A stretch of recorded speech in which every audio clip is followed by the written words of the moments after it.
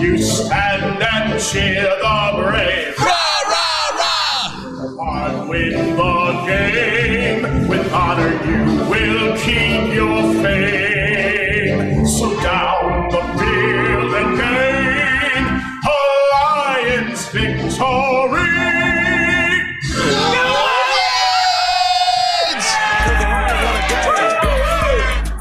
Because the Lions won a game, bitch. Hey, howdy ho, Lions fans. Welcome to the Detroit Lions podcast, episode 385, the post-game show. We've got a lot going on for you guys here today, and it's the official Detroit Lions podcast for Reddit. We're doing it live. I'm Chris, your dashing host, and with me is this guy, this character you may not even recognize. Case, the almighty Case, is back. How you doing, brother?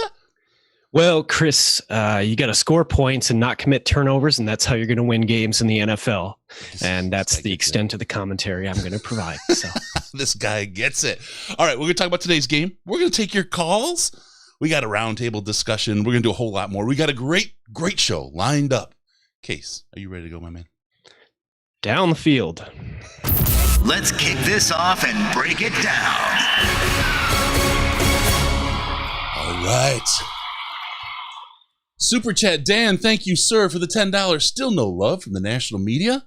They'd rather blow the Cowboys. Let's go, Big D. We got the real D in the D. Took out one of the best games, or the best teams in the NFC. Guys, this game, I'll tell you straight up, I was an excited man after the victory over Minnesota. I don't know, Case. Oh, Case yeah. and I haven't No, talked. I was. If there's one game this year that I would have wanted us to win, it's that one. So I was there. it really takes the Sandman- pressure off me. Yeah. Sandman had seats. I lost it. My voice was gone for over a week. I couldn't, like, you know how you do like a voice for your cats, like a little, or your animals, like a softer voice or whatever. I couldn't do that. It would always crack for like a week. I was so happy. I kept calling it like the post-coital refractory period because it was so good. Yeah. Oh, man. I know a lot of you know this, but we probably have a lot of new viewers since the last time I've been on. And I live in Vikings territory. So even though they're not my most hated team, getting that win meant that my off season is going to be a lot more pleasant. I won't have to, anytime somebody wants to try to start giving me shit. Hey, well, your team lost to us, so... You lost to the Lions. You lost to the Lions. But so did the Arizona Cardinals, and I'm going to say, we talked about it with Tony on Friday's game. The thing that had to come together, and it looked, and we sort of predicted it, they had a short week, Arizona. They put everything they had into that Rams game. That game was the most important game in weeks for them. They put everything into it. This week was a week of walkthrough practices. There was no oomph put into their practice. It was walkthrough. They really didn't spend that time game planning, and it came out obvious. They came out, down. It was a hungry Lions team. Dan Campbell with his Campbellytics. TM came out and did that onside kick right away. Took him by surprise. The defense, the rush from this defensive line, the front seven was just spectacular, and they didn't know what the hell to do after the first quarter. Arizona was entirely confused. They had no idea who they were playing, what game they were in, and it was a brilliant strategy from the Detroit Lions. Love that game plan. Yeah, and I've always said, once you're basically out of contention, it becomes like a second preseason. You're just kind of looking at who you want to stick around, who you might not, want, who's really coming through. And there were definitely some of those examples today of guys who raised their stock, not just within the organization, but within the league. And it's sort of a double-edged sword too, because I'm not sure we'll be able to hang on to a guy like Reynolds. Yes, we will. But I hope we will, free agent. We get to match any offer, and we will. I'll tell you, just everything. Just we haven't talked in so long, Case. Yeah. And I hate this phrase, but my sources, it's two now inside the building, they loved him. They were excited to bring him in and bring him up, and get him on the team last week. I think it was last week. They were just excited to get him off the practice squad and bring him. They were super high on him, and they wanted to get him the reps, even though Jefferson was there, even though Ibuike was there. He was going to be the guy. And the guys in the Slack knew it. They knew it early, and they're gonna hold on to Reynolds for sure. He is absolutely 110% their guy going forward. I also want to say, just kind of a throwback, and I want you guys to think about this, because we talk about this. Case knows we've talked about this since the dawn of time. Remember what people say. Remember who the people were that were telling you, oh, no, Dan Campbell shouldn't be calling the plays. We've got to have Anthony Lynn out there calling the plays. Some of them also, they were the same ones who were crying when we fired the unemployable great Braden Coombs. But the whole thing was, oh no, Dan Campbell can't do it. What's happened since Dan Campbell started calling the plays? 2 wins and a tie. That's not so bad. Just think about those people. Just think about those people. Remember who you love. Who knows a little something. Yeah, not to dig too far into this topic right off the bat, but I think, if re-signing him would be a huge move in free agency, but also one of the other big coups that they could get is extending Arouarier early, because he's got 1 year after this on his contract, and if we could get him on a 3-4 year, he's been so good lately, and not perfect, but where you really want a guy at his age and coming along and making, I don't like to be derivative, but you could, jokingly call him Big Play Arouarier. Oh, I like that. Big Play Arouarier. And there was only the one play that he had out there where he was touching me, touching you. Picked up the flag, but other than that, everything was okay. I got to shout out Jameson Hennessy. Love it. 1999. Kenneth Walker. Thank you for the super chat, my friend. Thank you very much. Case, we got a question for you from Fab. How insufferable were you to Vikings fans after that win? Yeah, I see. I see it now. I logged into the chat now. I actually don't work. I work with like Packers fans, a Raiders fan.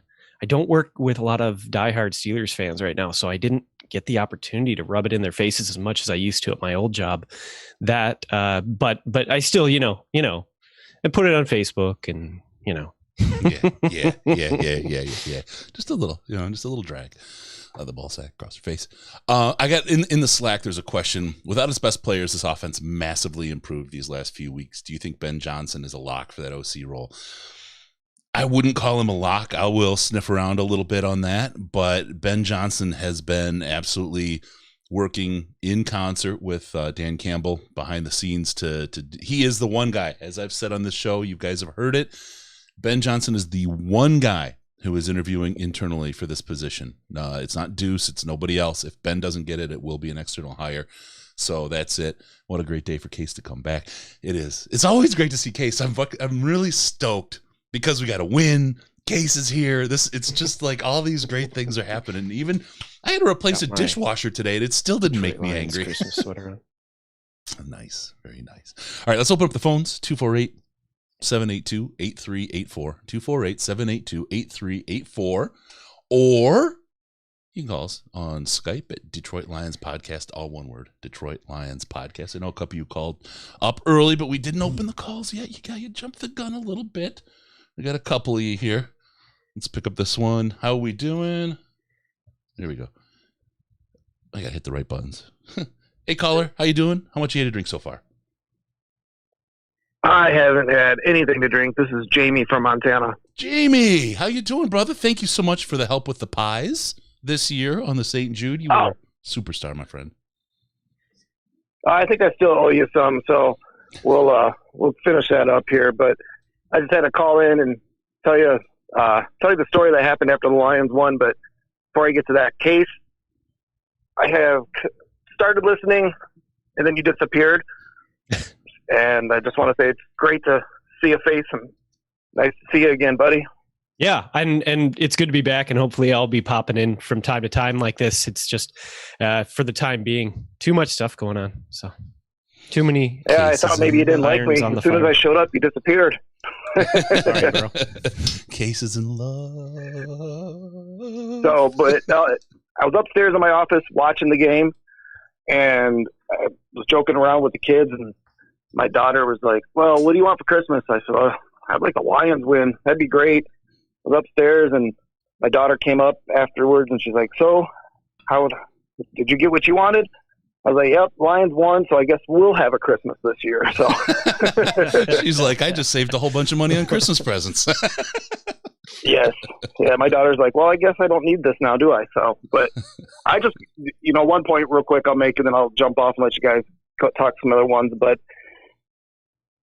Sandman made a point in Twitter about it being fourth and fifth stringers that were out there on that defense. Mm-hmm, mm-hmm. And if we can keep that kind of mentality going, I really think we'll be able to pull in some free agents. Yeah. If they see what kind of results we're getting from, that far down the depth chart. I this game, even more so than Minnesota, I think this one is going to speak more volumes for us in the off season and being able to bring people back and to get some new blood in there.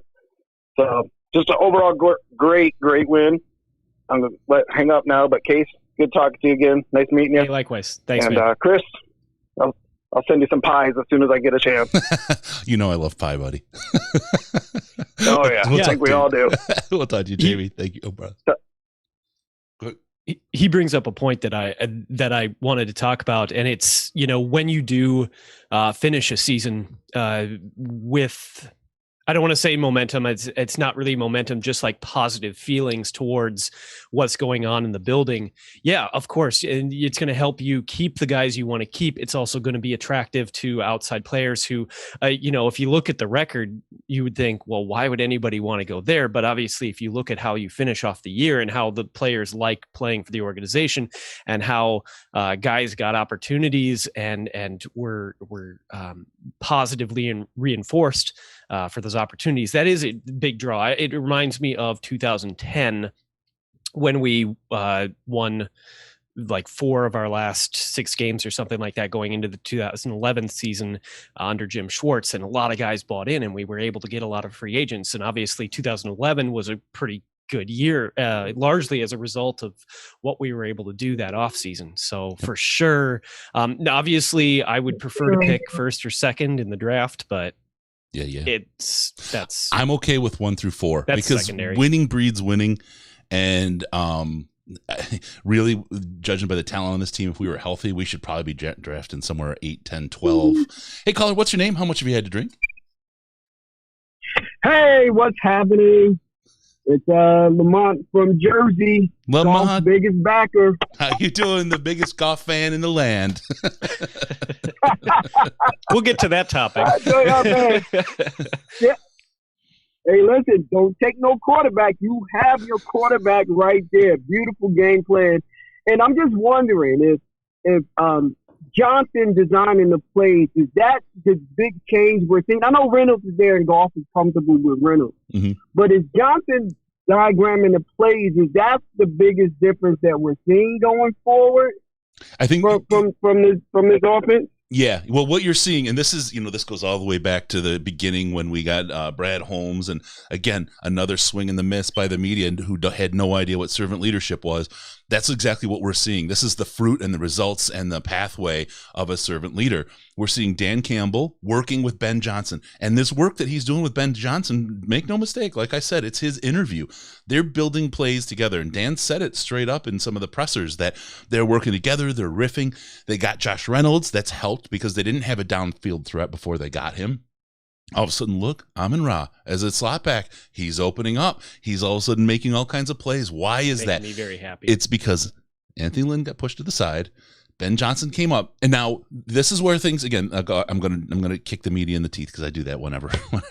But they immediately went to Dan Campbell shouldn't be calling plays because they didn't get immediate results, and they don't recognize how things happen over time, and they don't work right away. Right? They just needed something to write about, evidently, or a way to scream at clicks or whatever they have to do. But the idea is those 3 guys working together. You don't change a playbook in a week. You don't get the playbook installed, the new plays, the route trees, any of that in a week, in 2 weeks. If you look, and again, I've used OBJ as my example. He got to the Rams. How effective was he in week 1? He had 1 catch, I think, or maybe none, maybe it was 1. It took him 3 weeks really before he was up to speed and into their playbook, and they were able to leverage him appropriately. You're seeing a lot of that same stuff here with the Lions, and it's the work of Johnson and Campbell and probably Brunell in there a little bit as well. Jared Goff is in there, and I'm giving a tip of that the fedora to you right now with that one, because Jared's in that conversation as well as they work out these plays and evolve this playbook into something. Holy cow. And you're getting Decker back, right? That makes a big difference. You're seeing a lot of change, and you're getting to see a little sniff of what this team could actually be. It's really awesome. I like to see Amon-Ra Brown. I like to see him in the backfield, and then he sprints out. That's a great creative wrinkle that throws the defense off. And Aaron Glenn and Audrey Pleasant. Oh my God, man, those guys have done a lot with nothing. Imagine if you add a key free agent, you get Thibodeau or Hutchinson, and what they're doing. Man, I'm telling you, this not Super Bowl, but this could be a good turnaround for the Lions next year, where they're sniffing on that 7-6 seed of the playoffs next year. And don't draft a quarterback. You got your quarterback in golf, baby. This is Case. I want you to react to this, because this is my crazy kind of. I always got something crazy working, right? The whole idea, and we've seen it a little bit in college with some modicum of success. We've seen it in New Orleans with Drew Brees and Taysom Hill. And I'm not saying Taysom is a great quarterback by any stretch of the imagination, but if I go back to running backs and I think about, remember when it was one Priest Holmes, he's your running back, that's it. Christian Okoye, oh, now we're going way back for the old young folks here. One back, that's it, all the time, bell cow, that's it. Mm-hmm. Running back by the committee started emerging. People were like, what are you doing? He can't get in his groove. You can't do that to running back. Yeah, I very much remember that being the common knowledge at the time. And you had a lot of money wrapped up in a running back, and if your running back was hurt, your season was done. That was it, right? Barry Sanders, the most famous, in that case here.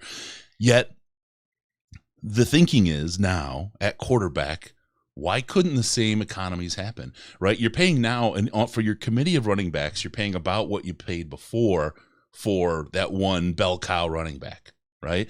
And now you're insured against injury. Why not have two quarterbacks of distinctly different skills that come in and do specific plays? That, we talked about having like Swift and Jamal Williams in the backfield, two distinctly different types of running backs.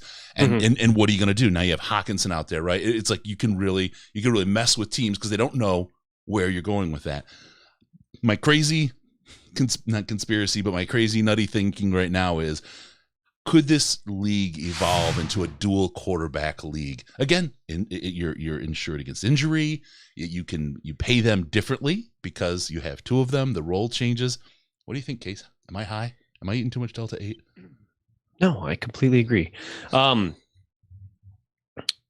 feel like we need to at some point address the quarterback future here, and I don't know if now is the time. Is now the time, you think? Let's hear really quick from New Jersey. What's the future of the quarterback at the Lions? Future of the quarterback is golf. That's what he can win. You put weapons around him, he will produce, and I've seen him do it, and he can do it. Now, it's interesting if you want to throw in a scrambling quarterback who can come in on certain plays. I don't think golf has enough weight yet in that room where he says no. Right. So if you're going to do that, I think now is the time. But the problem with that is you got to be right. Dan Campbell is a new coach. If he tries something like that, you can't be wrong. Because if you be wrong and it doesn't work, you're done. Then, he can, he'll be done. But so that's you got to be committed to it, and you got to find the right guy. Yep. And that's the absolute truth of any coach that tries any different scheme in the NFL. When, oh God, he coaches Michigan now. Harbaugh started pulling out the RPO again, right, in San Francisco. If it didn't work, he's gone. Well, he was gone anyway, but it worked pretty nicely for a good while, right? Sean McVay's changed things up a little bit, and it worked for him. You see with Patrick Mahomes, a very mobile quarterback, right? And now you see a lot of people kind of going that to, well, Andy Garcia is in good shape over there, right? Everything's working out. And there's a lot of guys, Matt Patricia, who tried to build the 1986 New York Giants. That didn't work as well, right? Or like Mike Zimmer, who's on his way out because he refuses to change anything. Right, right, absolutely. So there's always risk, no matter what you do. And I'm interested in this. I'm not saying it's the way to go, but I am definitely interested in what this could. Because to me, it's like another economics problem, and I'm kind of a dork about that. I love kind of thinking that through and what that means to a team, because you win so many things if it works. All right, hey, caller, we're going to let you go, man. The phones are banging off the hook. All right, thanks. Great talking to you. All right, you too, brother. We'll see you. All right. Number one golf fan. He's talked some sense into us about golf along the way. We were wrong. I'm gonna probably disagree a little bit, not entirely. I don't think Goff is terrible. I don't know. Like I said, at some point I need to get into that little diatribe, but I don't know if now is the time or not. We'll do it here. We'll do it. We just got so many calls. Let's get this other one. Yep. Caller, what's your name? How much have you had to drink? What's up, man? Chris from Indiana. I've had one Hendrix and about 3 white labels. Nice. I'm feeling it. All right. I called last year when they beat the Cardinals, and now I'm calling again. So it just right. No. Yeah. This is it. So I just want to touch base and say what up. Listen, every morning on my way to work. No. Tomorrow morning will be a headache on my way to work, but it's fine. Today is Celebration Day, right? Yep. This is Celebration Sunday. Yes. All right. So the only issue I had with that whole game was Talib and his pronunciation. Oh my God.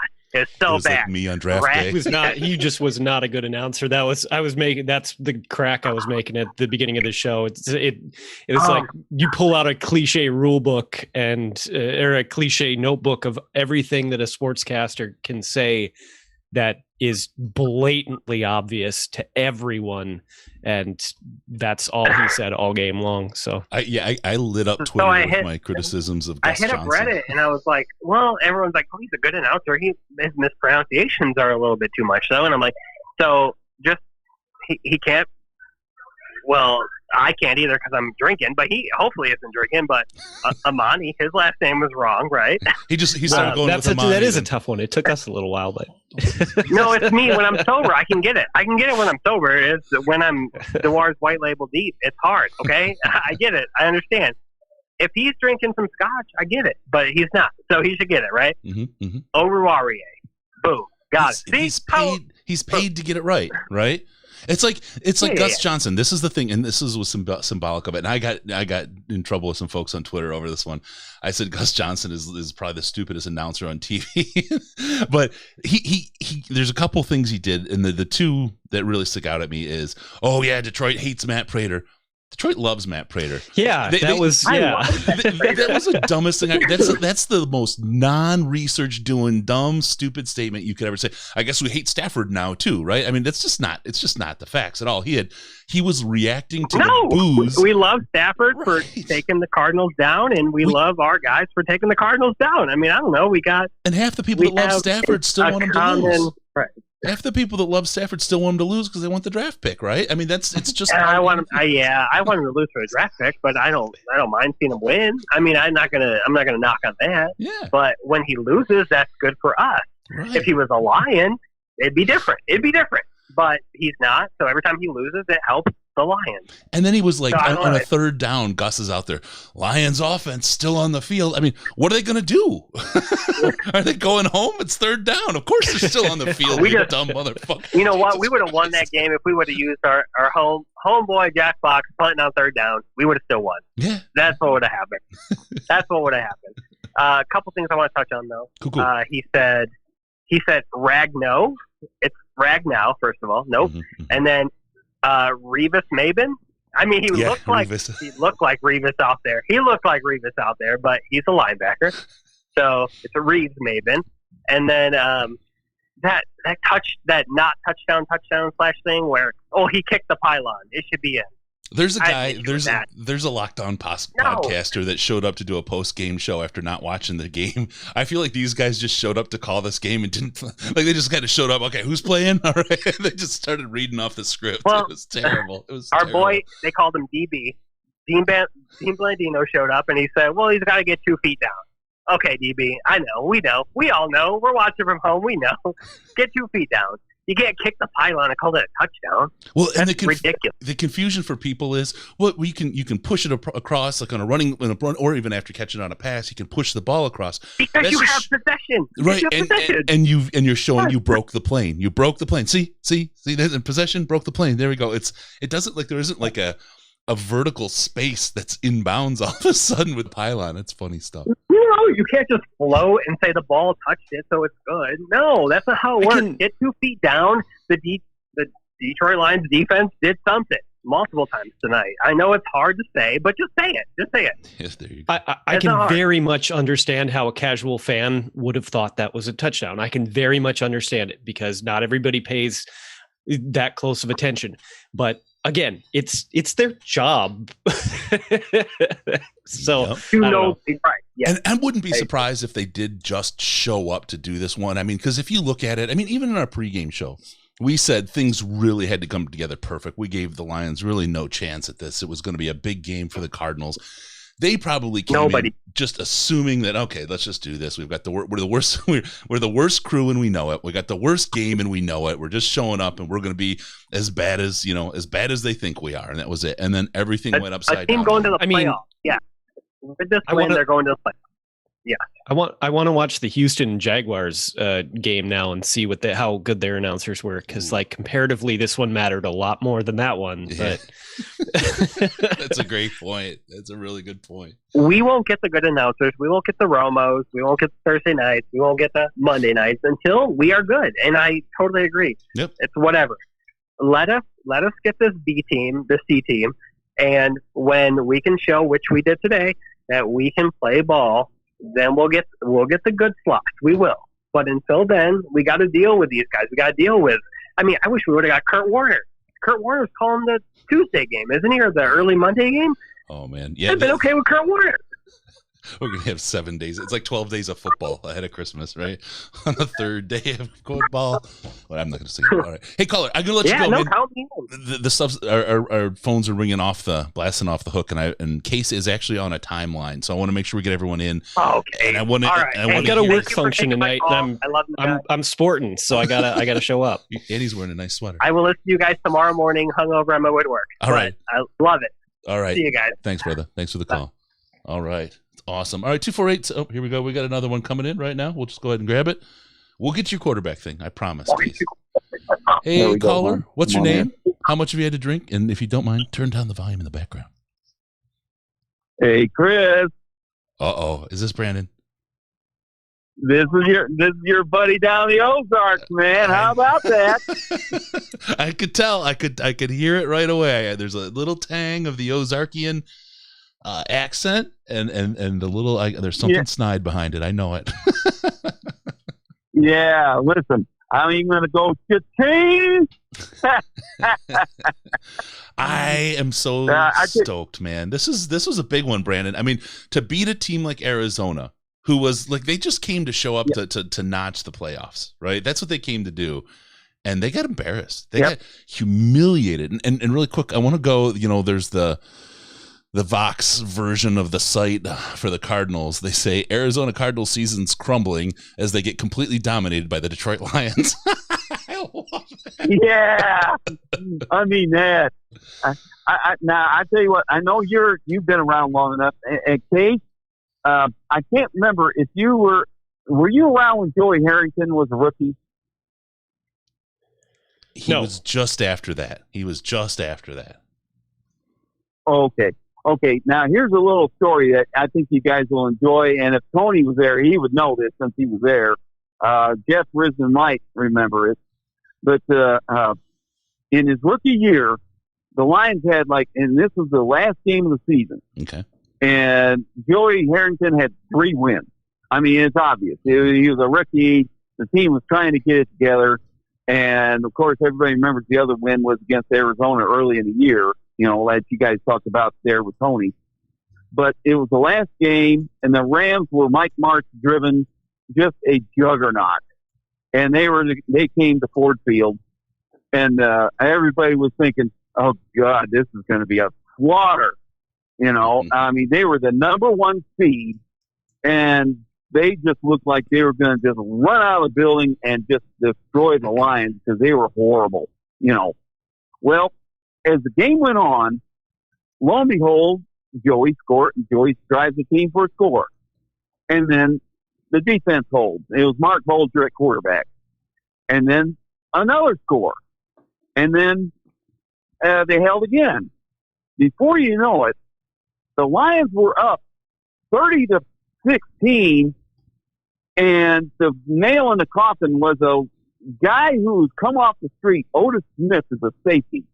he was guarding the likes of, their Torrey Holt and Isaac Bruce, and somehow or another they kept them from, running away from him with touchdown passes. Because if you remember, Mark Bolger was one of the best, most accurate passers there was at the time. Yeah, he gave me a and Bolger. He came on a safety blitz and just absolutely destroyed Mark Bolger. In fact, to put him out of the game.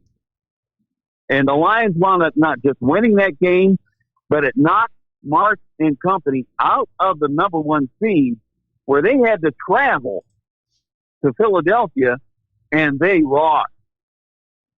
And this, to me, was almost tantamount to that same thing, because now Arizona was not just 2 weeks ago thriving as the number 1 seed.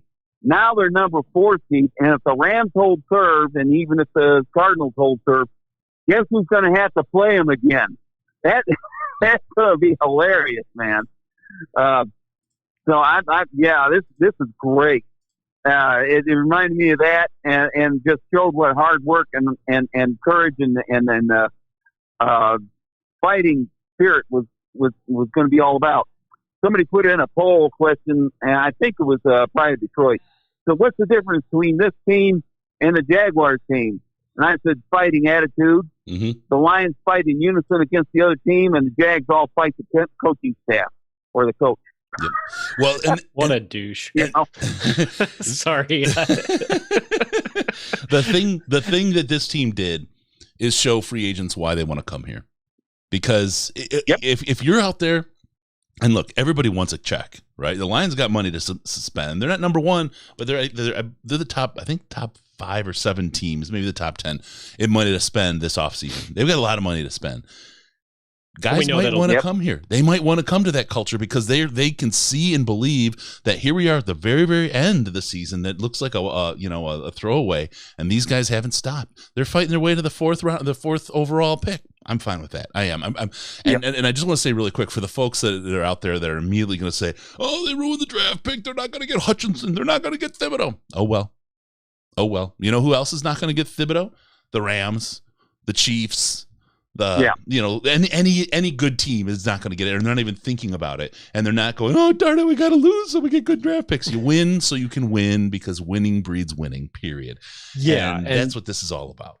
I mean, even to that point, you can't just assume that the Texans and Jags won't stumble their way into another win or two this year. So it's not like that's out of the picture entirely anyway.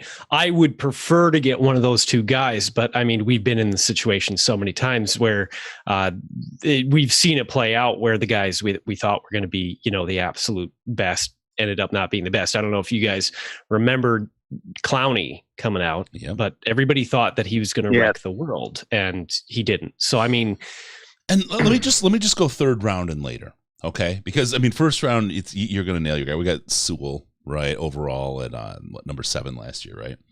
Yep.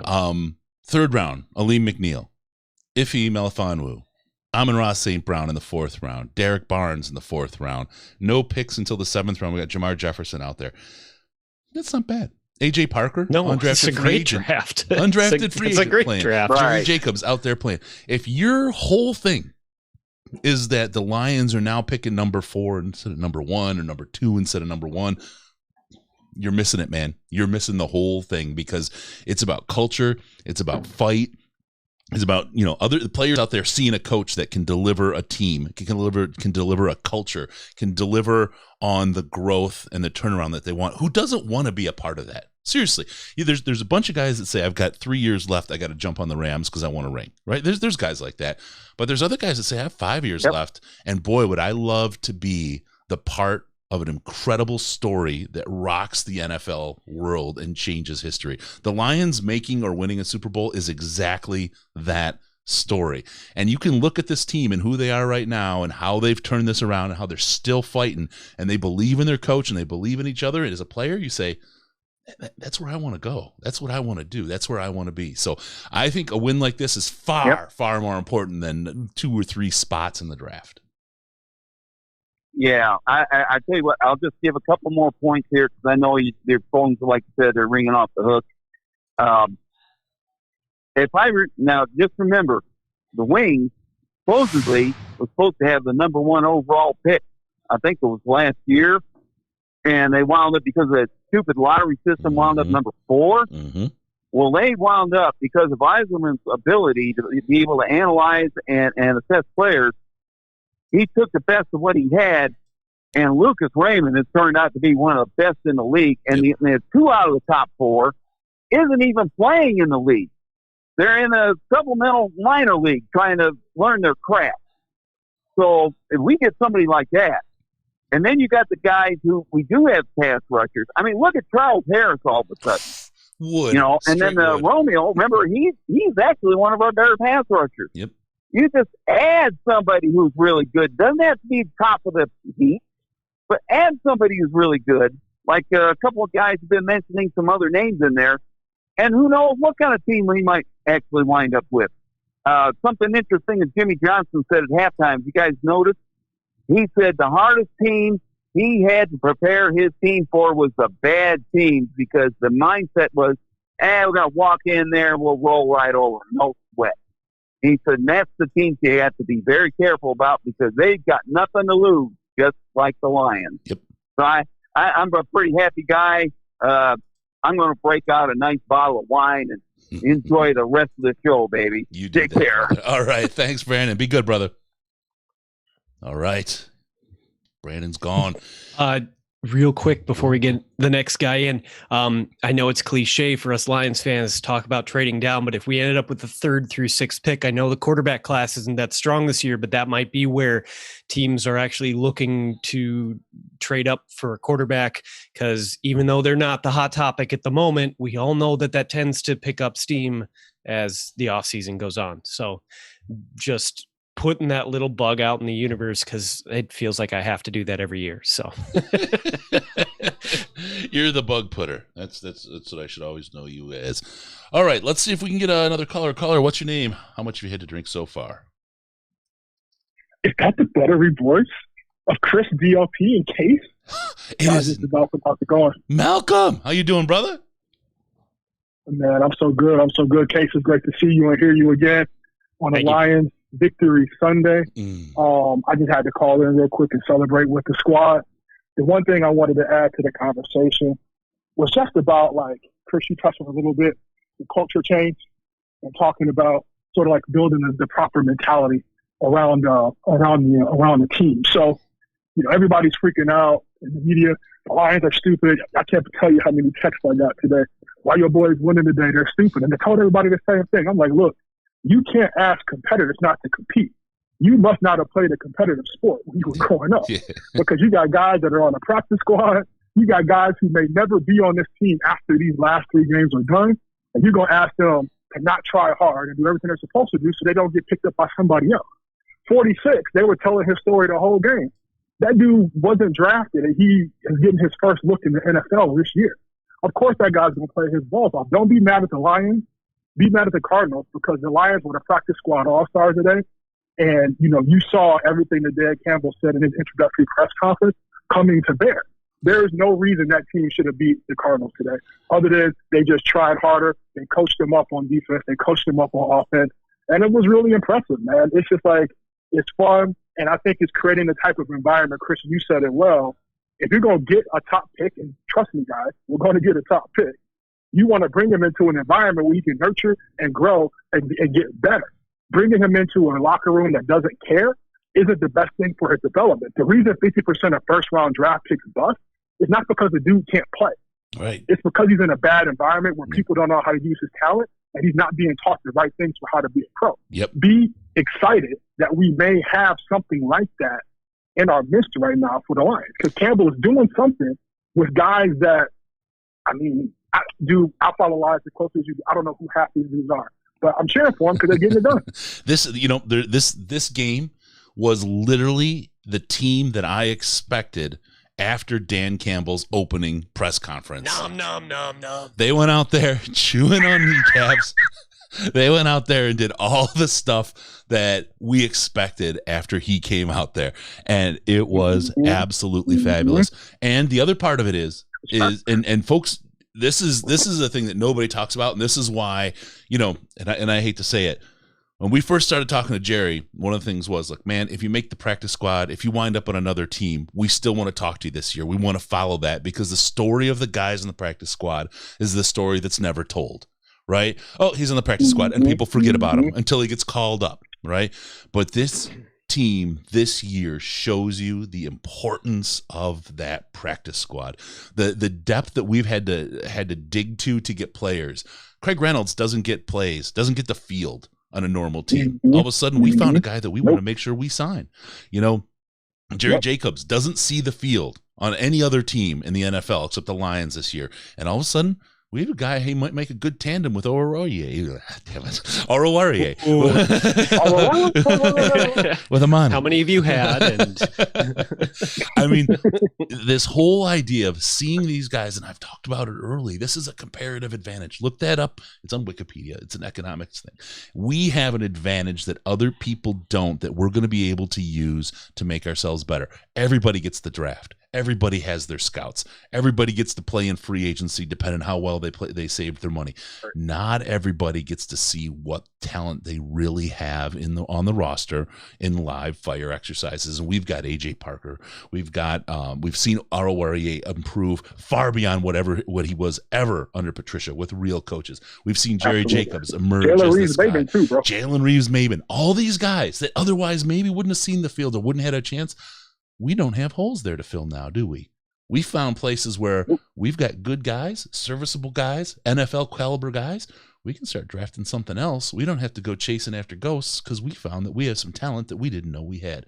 This is huge for the Lions. Now, next year and the year after, this has just been as hard as a year it has been, especially the first half. This has probably been one of the best years in the Detroit Lions' last 5 to 8 years in creating the opportunity to create a real long-term successful team. Paul brings up too. Oh, sorry. We just mentioned Oroye.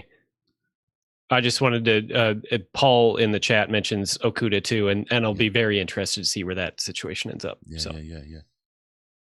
No, absolutely, man. I think I was sick for Jeff because this is the type of situation that he could have come into and continue to grow and develop. And that's what kind of leads me into the last thing I want to throw in. Chris, what I love about the podcast, man, is you're a thinking man's host. You guys have really good analysis. You've been talking to us for 2 years about servant leadership. You were talking to us about a comparative and competitive advantage. The other concept I want to throw in there is this concept of progression not being linear. A lot of sports fans think it's just block to block to block. You move up, you get better. There's no setbacks. There's no falls. And when you think about growing as a person, you think about growing as an athlete, you think about growing as a leader, the Lions are sort of like showing you that, you know, Dan Campbell stepped in, he made some mistakes early. You know, he picked Anthony Lynn with the best of intent. That didn't work out. As a leader, he made a choice. He continued to get better as a play caller, and you're seeing the fruits of that labor pay off right now. You think about our boy Jared Goff. I'm not totally sold that he is our long-term answer, but for what we've seen from him the last 3 or 4 weeks, his progression has continued to improve, and it has some fits and starts and some ups and downs. I think part of walking through a rebuild as a fan is understanding that it's not just going to be linear. It's going to be up and down, and you got to be able to ride the wave and, you know, kind of just stick through it and see what happens. Now, look, we might go out next week in Atlanta. I'm going to be down there in the game because it's not too far from the crib. Lions might get beat, and that's okay. That doesn't undo what they did this week or undo what they did against Minnesota. It's just part of the maturation process. You got to go through it. So remember, guys, be a servant leader, and progression is not linear. Malcolm, I want to take this. Talk to you later. Okay, brother. I'll talk to you later. Thanks, bud.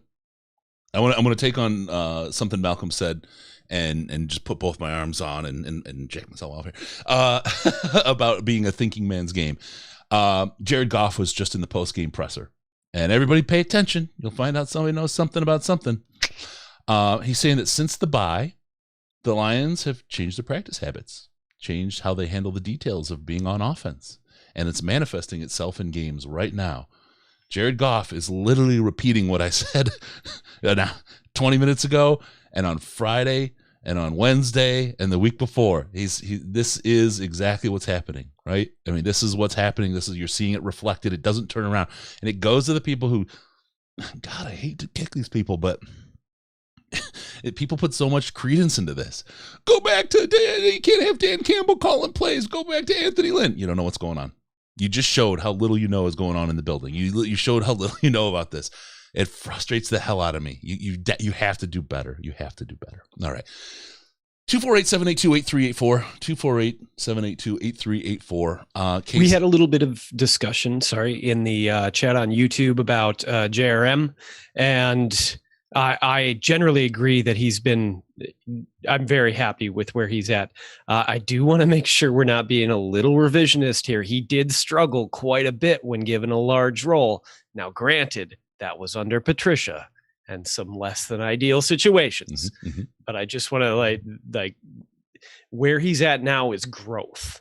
Yep. It wasn't necessarily always there. And here's like we're the same thing with Okuda. So I will fight you, Jordan.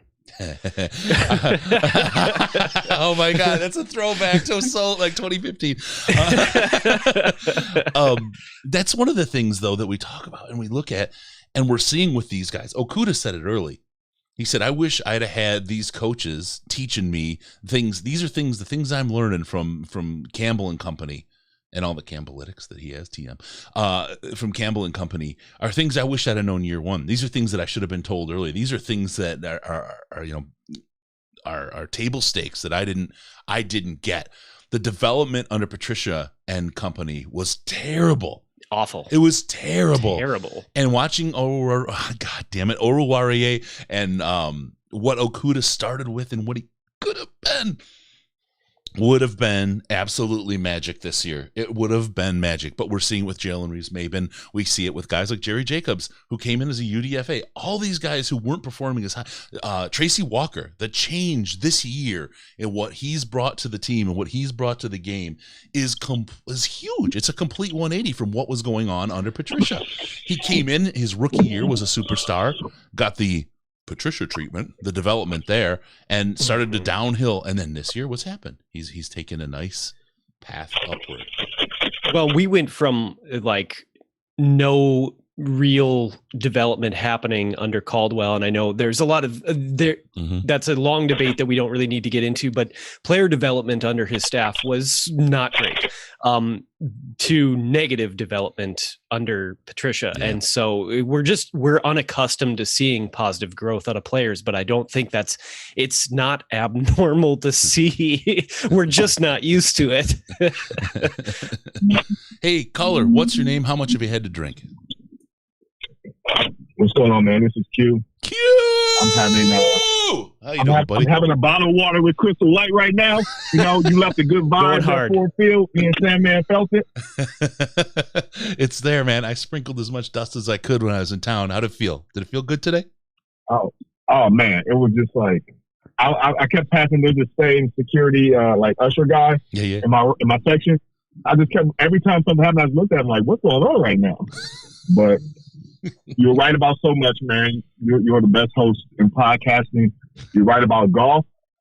You're right about this team, Dan Campbell direction we're going. I'm so excited, man. Like, I'm okay with not having the number one pick. We're still gonna have a top pick either way. But I think the progress, this is so positive. Like, we're heading in the right direction. We had no Hawk, no Jamal Williams, no Swift, and it's amazing, man. They're so deep. Yeah, I love it. Think about the running game this year, just even against last year's running game, right? How much it's changed in 1 year. And what did we draft? Jamar Jefferson in the 7th round. That was what we drafted, right? And Q, I appreciate it, bro. I mean, you and I, we've had a lot of talks, and you know, people. You know, I've got my craziness, right? But I appreciate you saying that, you know, I was right. Because I try not to be that guy, right? I try not to. But that's usually me. But I feel like I am. Right. It's great. I love taking this journey with you. You don't ride the wave like other people. Like, you don't ride, or at least as much. You're more like even. You're more like Caldwell. You're more calm. Never too high, never too low. You know, I get high and low. So. Yeah. But I love having this journey with you, Q. This has been a lot of fun this year because it's like, I mean, what was it? Last week? Was that the one when you texted me? You're like, I think you might be right about golf. Yeah. I was like, okay, that's cool. Felt good. But I will hang up and listen. I'm on my way to the airport right now. proudly strutting through the airport in my Lions jersey. I want somebody to say something. But if you're coming to Atlanta, let me know. Of course, I'll be at that game next week. That's what I was just going to ask you. You and Malcolm both are going to be there. I don't have a ticket or anything yet, but I'm working with a family. We're talking about it. I'm trying to figure a way to get up there for it, man. I may ping you or may hit you up to see if you know how to get me through the door, if I can make my way up. Yeah, hit me up for sure. Just let me know. All right, brother. Cool. Q, this has been a great rise, man. A great ride, and we didn't even need the Miller's fries this week. We did it. All the way to the playoffs next year. Because the Lions won a game, bitch. Hilarious. All right, we'll talk to Q. All right, see you. Bye. Oh God, Case, you've been on board this thing for so long time, but we meet the coolest people doing this, man. The coolest freaking people. I love doing this just for the people alone. All right, 248-782-8384. 248-782-8384. Oh, Malcolm, I like what you're saying. Oh, okay, I got you. We'll talk this week. Let me do my sales job. Okay, let me do my sales. I bought a dishwasher today. I'm gonna install it Wednesday. Maybe that's enough. It's enough to get me to Atlanta, maybe. I'm gonna leave the joke I was about to make just off the table. I don't need that. All right, Q, I know you're listening. So Malcolm wants to have a drink at the stadium, even if I don't make it. So let's do that. All right, let's do that. All right, 248-782-8384. Like I said, Case, I want to hear your quarterback rant. I really, really want to hear it. Okay. Well, basically, it's just, and I honestly think this is probably a large chunk of what everybody thinks, and it's that we've seen just some pretty outrageously bad pocket presence from Goff at times this year and for most of the year when he's been under pressure. And I feel like that puts so much more pressure on what could very well be one of the top offensive lines in the league with somebody with a little better situation there. That doesn't mean I think he's a terrible quarterback. It just means that I don't know if that's a thing that he's going to be able to improve on enough that after next year, because I think anybody who is not familiar, that cutting him this offseason would be just not a good idea from a cap standpoint. Like there's just not enough money you can save off of it. I wouldn't even call it an argument with somebody about calling him a post June 1st cut, which all that does is push that money down the line. It doesn't mean we don't have to pay it. So it would be better to pay more up front while we're still in the rebuilding phase and have that money available later than do it that way. I also don't think we will draft a quarterback this year because I shouldn't say that. I don't think we'll draft a quarterback with our first overall pick this year.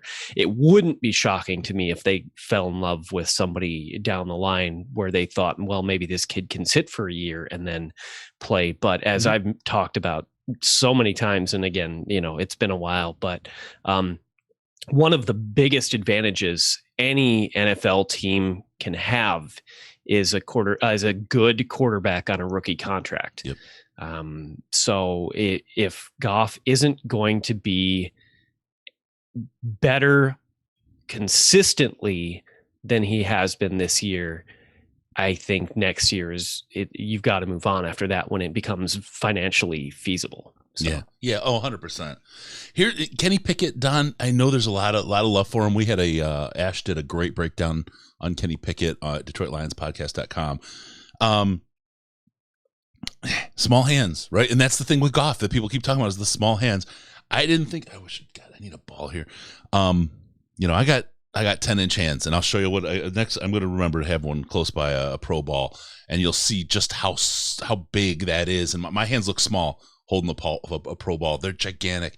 8-inch hands, it just scares me. And I know it seems silly. The college ball is a smaller ball, though, so you're seeing something different out of him. Again, I'm not advocating for him. I haven't started. I just got on vacation on Friday, and like I said, I had to order a dishwasher today. We got other stuff going on. But this is where I start really going in depth on my college kind of scouting pieces, right? Just from what I've heard. This is all just, top level, kind of skimming the surface of the ocean kind of stuff. I'm just going to say, if you see a Malik Willis kind of get picked later in the first round, kind of a guy, you may well see the kind of embracing of that dual quarterback kind of process for this team, because he's not going to be the quarterback going forward. He's not the guy. We could probably get him with that Rams pick or with a little bit of work and some finagling. I think, though, what this team does is build all its people up this year. And insofar as wide receivers, we don't have a number 1. We don't have a number 2 right now. Josh Reynolds is, a number 3. Amon-Ra is probably a number 3 as a slot guy as well, right? We just don't have those top wide receivers. We're probably going to get one in free agency. We're probably going to draft one. I think we've got we need a safety. We need to do some work on this team, a linebacker, to build it into position. I don't think we're getting the quarterback. I think next year, I'll pick a number out of my rear just right now, just because I can. We're a 7-8 win team. Oh, no, we can't get our quarterback. No, we can, because we still have 2 first-round picks next year, plus whatever else we want.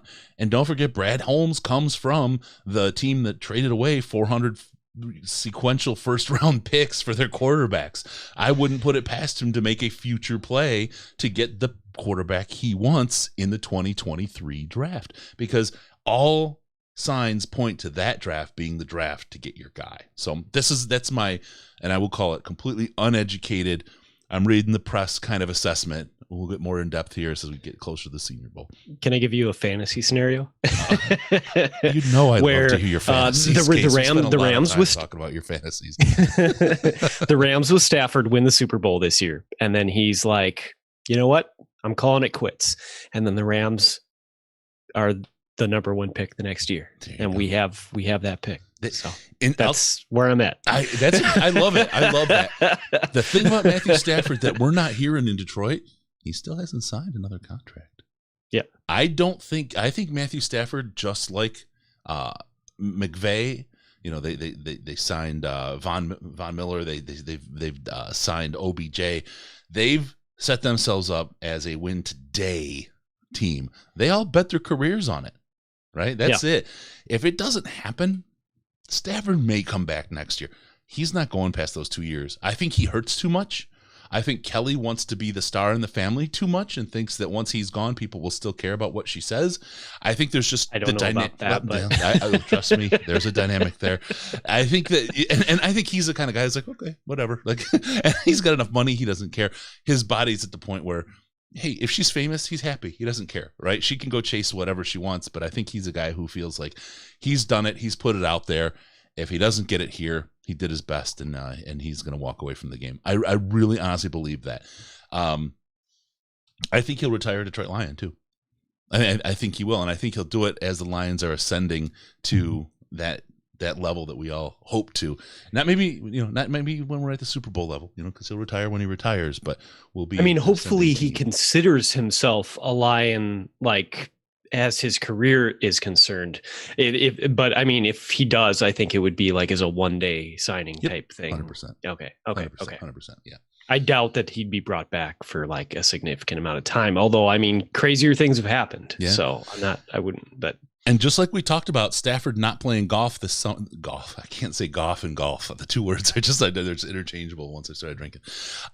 He missed his golf game with Matt Ryan this summer.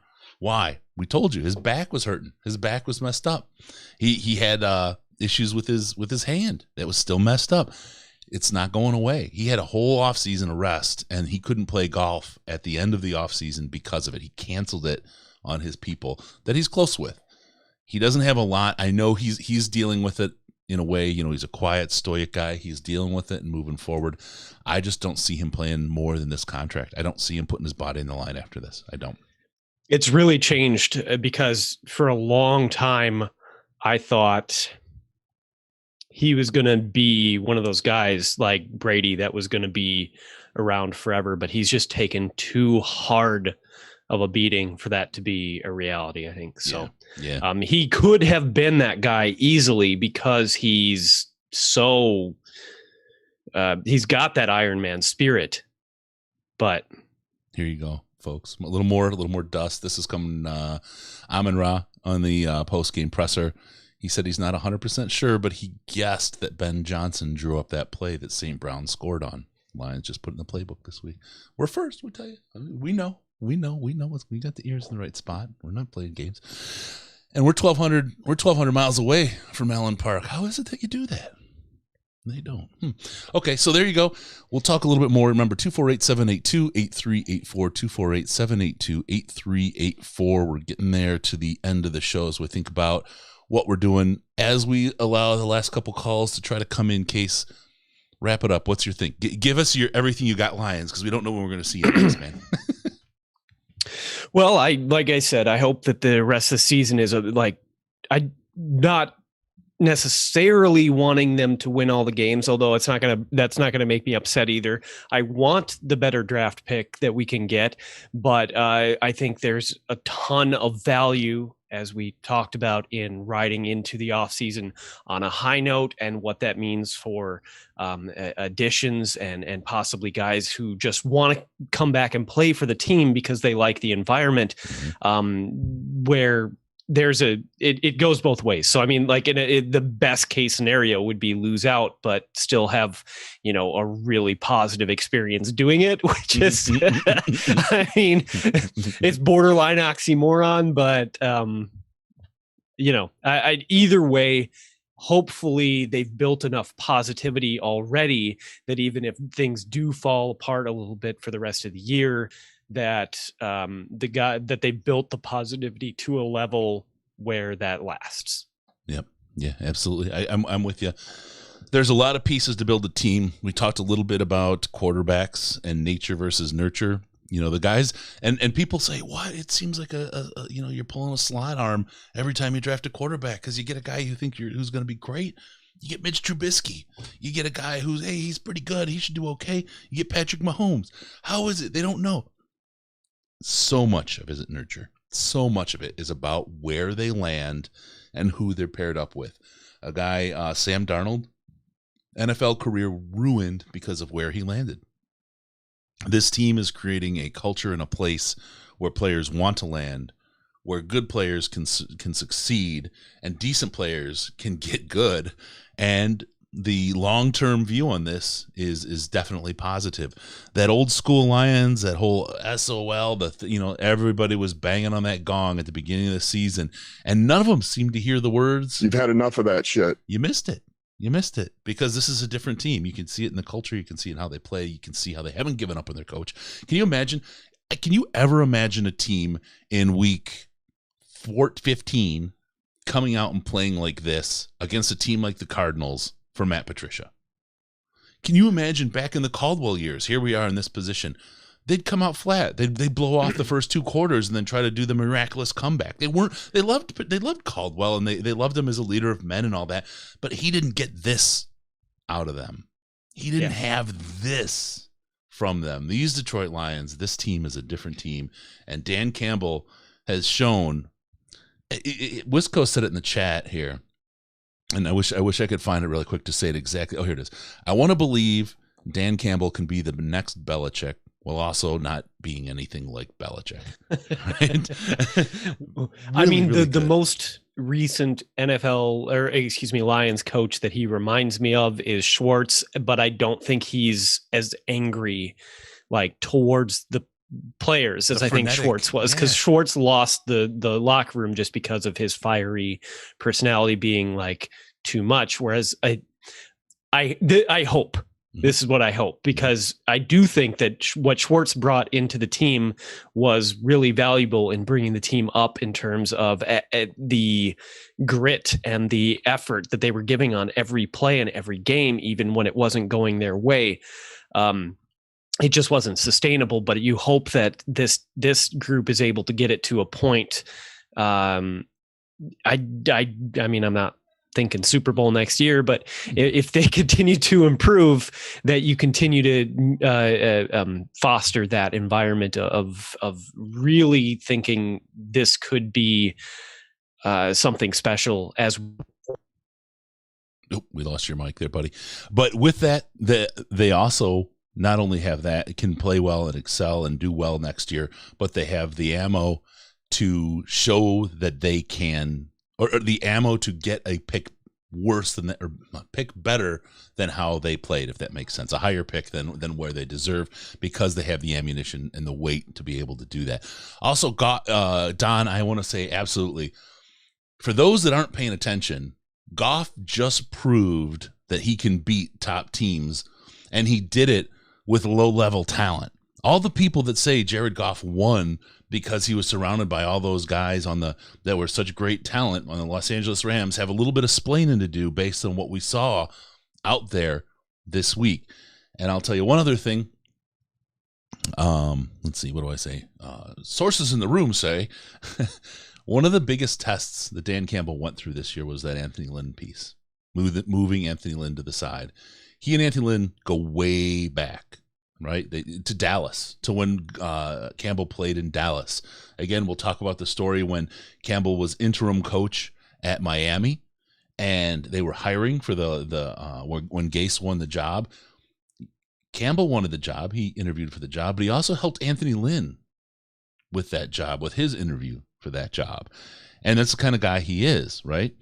So now you get a case where he's got Anthony Lynn as his offensive coordinator after Anthony Lynn was just a head coach in the NFL. So he took a step down. It's kind of a tough spot. And now you got to tell Anthony Lynn he's not the offensive coordinator because, frankly, and this is, like I said, reportedly, wink, wink, nod, nod, know what I mean, the quarterback was unhappy with him.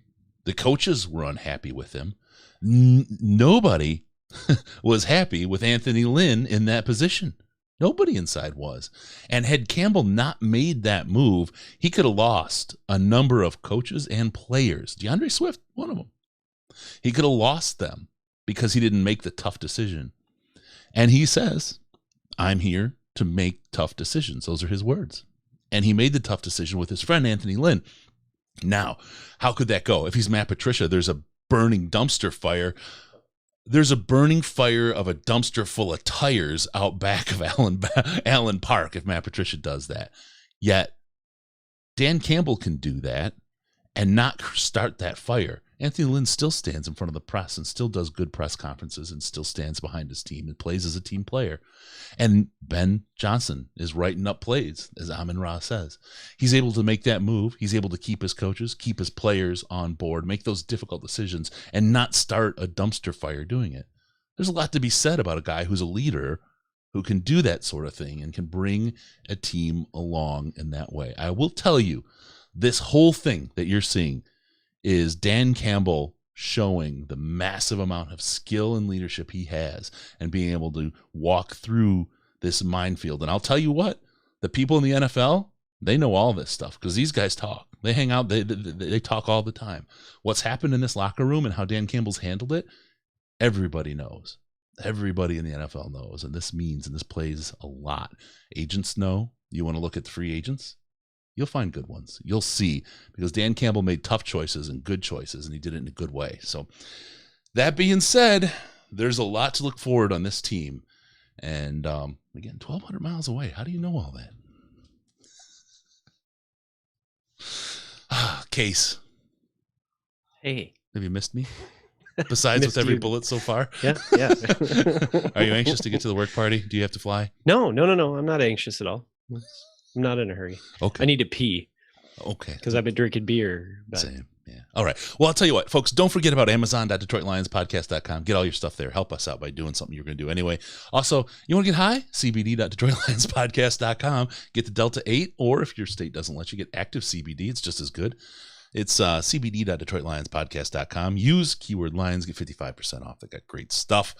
If you want to get some of this info early, some of the insider stuff we hear, you guys can head on over to Patreon, patreon.com/Detroit Lions Podcast, patreon.com/Detroit Lions Podcast. You get access to the Slack, where they have something called Chris Dust, where we sprinkle some of these things around and some of that insider info you need to know before everybody else. How about that? Casey, love it? I love it. All right. Let's see. What else we got? I think that's it. Make sure to follow us on Twitter at DET Lions Podcast. DET Lions Podcast.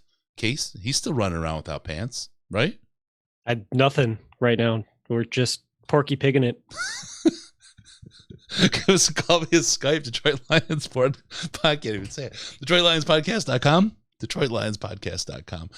Or no, it's Skype. It's just Detroit Lions Podcast. Call us to the Lions line 929-33-LIONS, 929-335-4667. The Porky Pig thing just scrambled my bacon. Be sure to go to DetroitLionsPodcast.com. Subscribe to the podcast so we can pop up in your box automatically. Thank you for tuning in. We're going to talk to you next time on the Detroit Lions Podcast. Remember, no pants, no toasters, no hot tubs, no problems, and all kinds of case. Because we're your Detroit Lions and Reddit connection.